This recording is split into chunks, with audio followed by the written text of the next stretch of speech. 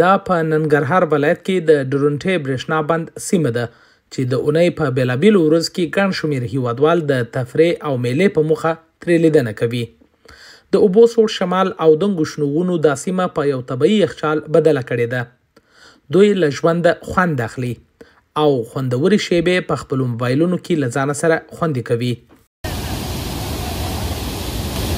نو واقعا خبره چې دغه منظرې ډیر خوند مونږ ته راکړ.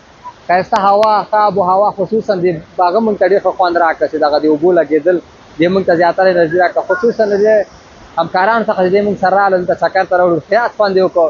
انجینر صاحب جاوید نه، معلم صاحب نعمت الله عزیز نه، دې نه نړۍ مننه کوم چې مونږ یې راوستو داسې چکر ته. او خصوصا د ښار له ځوانانو نه دا هیله لرئ چې چکر تفریح دپاره ډېر ښایسته ځای ده او ښه آب و هوا ده، ښه هوا ده.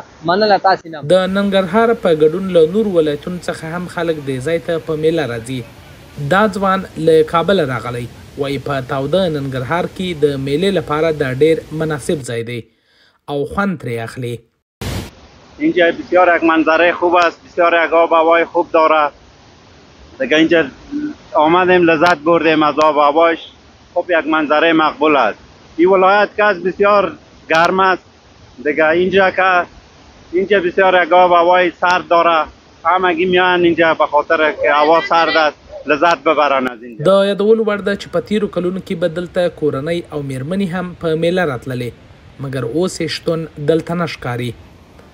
د ننګرهار پوهنتون همدلته نږدې موقعیت لري. ډیری محصلین د اونۍ په پای کې د درسونو ستړیا د طبیعت په نندارو ختموي. هر کله چې موږ درسونه ووایو نو جمعګي یا پنجشنبې موږ دلته راځو، خپله ستړیا له منځه وړو.